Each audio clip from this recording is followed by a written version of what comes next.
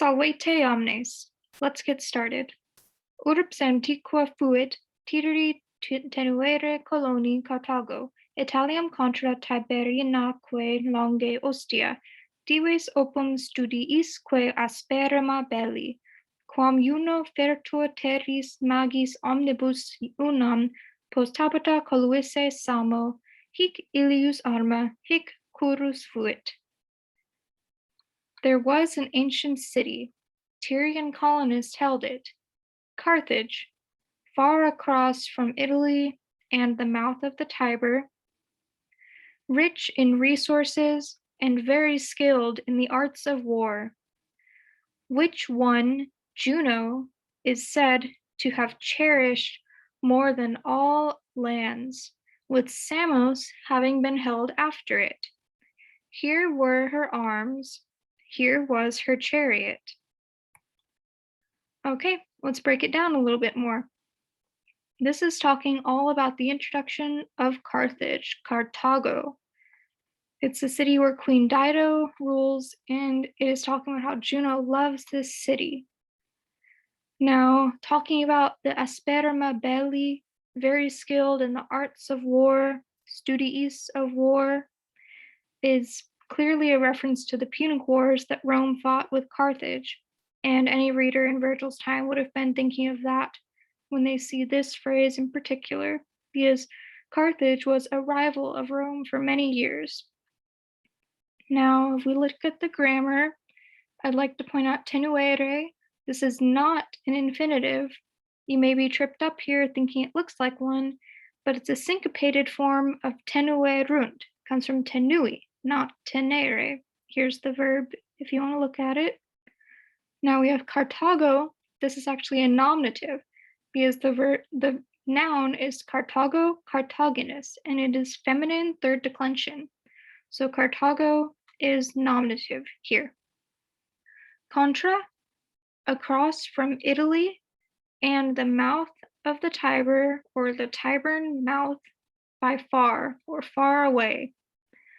Now, Tiberina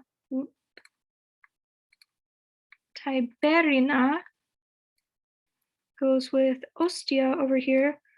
Tiberina is coming from Tiberinus, Tiberna, Tiberinum, and it's actually acting as an adjective here, just something pertaining to the Tiber River.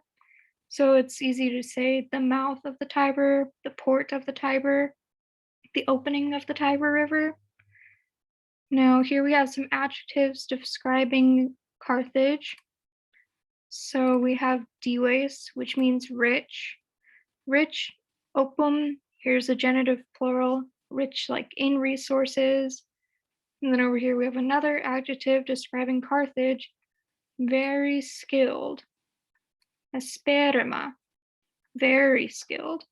So Carthage, rich in resources and very skilled in the arts of war. Here we have an ablative plural, probably ablative of respect, very skilled in respect to the arts of war. Which one, which city, still referring to Carthage here, Juno is said. Fertur, we have a passive verb right here. It literally means is carried.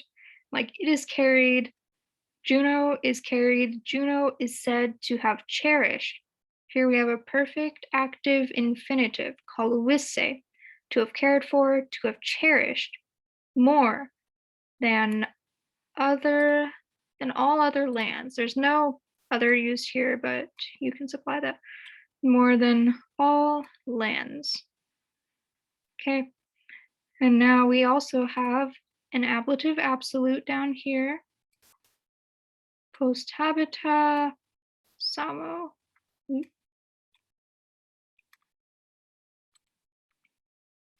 With Samos having been held after it.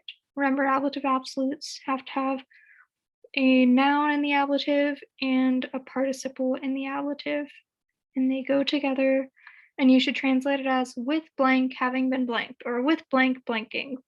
So with Samos having been held after it. So Samos is even held after Carthage in Juno's mind. And now we have heek. Make sure and notice that these heeks are long eyes and they're referring to here, here, here.